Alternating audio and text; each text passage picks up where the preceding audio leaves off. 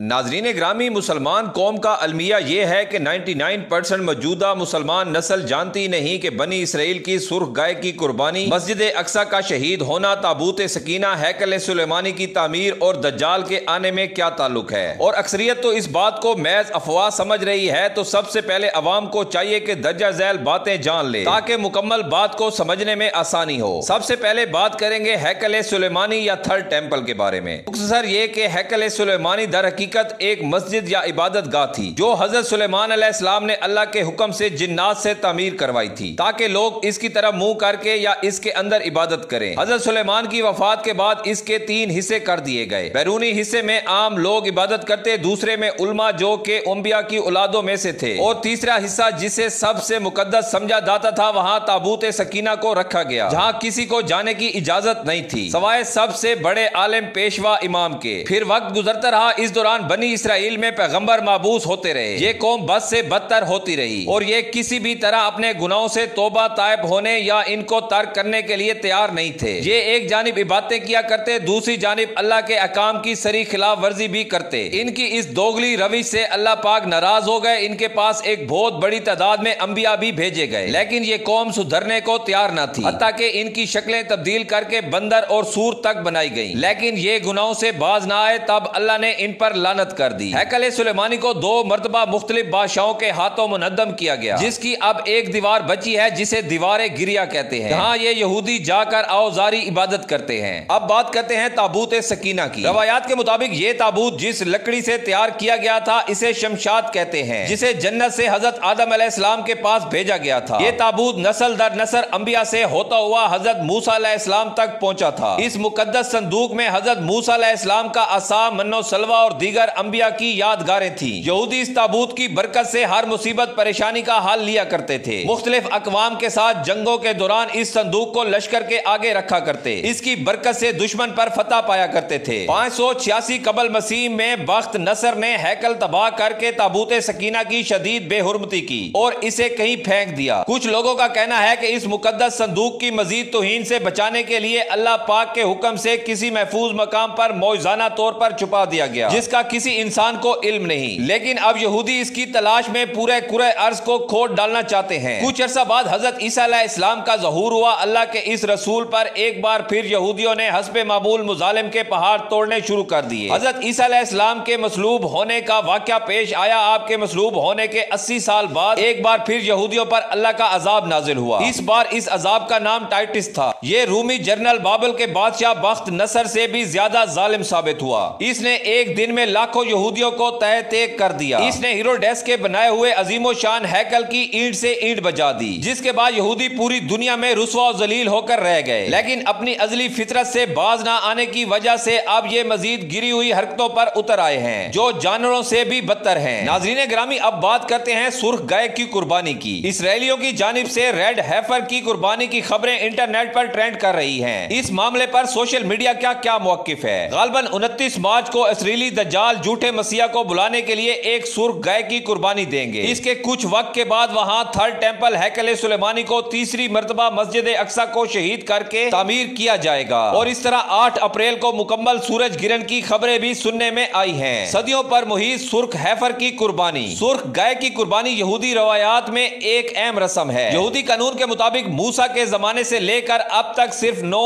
سرخ گائے کی قربانی دی گئی ہے۔ سرخ گائے کی راکھ کو پاک کرنے کی رسم میں استعمال کیا جاتا تھا۔ یہ قربانیاں صدیوں پر محیط ہوئیں۔ ان کے درمیان اہم فرق یہ تھا کہ 10ویں سرخ گائے کا یہودی روایات کے مطابق انتظار کیا جاتا ہے اور خیال کیا جاتا ہے کہ یہ یروشلم میں تیسرے ہیکل کی دوبارہ تعمیر سے منسلک پاکیزگی کی رسومات کے لیے ضروری ہے۔ اب سوال پیدا ہوتا ہے کہ وہ ایسا کیوں کر رہے ہیں؟ ناظرین گرامی، یہ قربانی 2000 سال کے بعد ہو رہی ہے۔ بنیادی طور پر جب یہودی مقدس ہیکل کی تعمیر کرتے ہیں تو وہ تعمیر کے آلات کو پاک کرنے کے لیے سرخ گائے کی راکھ کا استعمال کرتے ہیں۔ اب یہاں یہ سوال پیدا ہوتا ہے کہ کیا یہ سبب بن سکتا ہے؟ یہ مقدس تورات کے مطابق اختتامی اوقات کا آغاز ہے۔ سلسلہ ایسے چلتا ہے: نمبر 1 سرخ گائے کی قربانی، نمبر 2 اوزار کو صاف کریں، نمبر 3 الاقصی کو مسمار کرنا، نمبر 4 تیسرے مندر کی تعمیر، نمبر 5 جھوٹے مسیح کی آمد، نمبر 6 امام مہدی کی آمد، نمبر 7 حضرت عیسیٰ کی آمد اور نمبر 8 قیام ہے۔ سرخ گائے کی قربانی اس سال کے وسط تک ہوگی، مارچ کے آخر تک یا جون تک۔ اس کی جلد، گوشت، خون اور ہڈی سمیت تمام سامان کو جلا کر پاک پانی میں ملا دیا جائے گا اور پھر وہ پانی جسم کو پاک کر دے گا۔ پادری قربانی کر رہا ہے، جس کے بعد اسے تیسرے ہیکل کی بنیاد کے ارد گرد 7 بار چھڑکا جائے گا۔ یہ مسیح کے دور کا یعنی کہ دجال کے دور کا استقبال کرے گا۔ یہ قربانی زیتون کے پہاڑ پر کی جانی ہے جو کیدور وادی کے راستے مندر میں شامل ہوتی ہے۔ جیسے یہ ہوگا تو اس کے کچھ وقت کے بعد الیکسا کو شہید کر دیا جائے گا اور اس کے نتیجے میں امام مہدی کا ظہور ہوگا۔ دجال مشرق سے اپنے آپ کو ظاہر کرے گا، اس کا تعلق یہودی خاندان سے ہوگا۔ اسے عام طور پر ایک آنکھ کا اندھا بتایا جاتا ہے اور اس کی پیشانی پر لفظ کافر لکھا جائے گا۔ وہ یروشلم کو فتح کر کے پوری دنیا کا سفر کرے گا۔ مکہ اور مدینہ کے علاوہ ایک جھوٹے مسیح کے طور پر بہت سے لوگ اس کے فریب میں آ کر اس کی صفوں میں شامل ہو جائیں گے۔ اس کی مدد شیاطین کی فوج کرے گی۔ اس کی مرضی کے سب سے زیادہ قابل اعتماد حمایتی یہودی ہوں گے جن کے لیے وہ خدا کی مانند ہوگا۔ اس کی واپسی پر بہت سے کمزور ایمان والے لوگ اس کی زد میں آئیں گے۔ آخر میں ہماری اللہ تعالیٰ سے دعا ہے کہ اللہ مسجد اقصی اور فلسطین کے مسلمانوں کی مدد فرمائے۔ اللہ ہم سب مسلمانوں میں اتحاد قائم کرے، اپنے حفظ و امان میں رکھے۔ آمین ثم آمین۔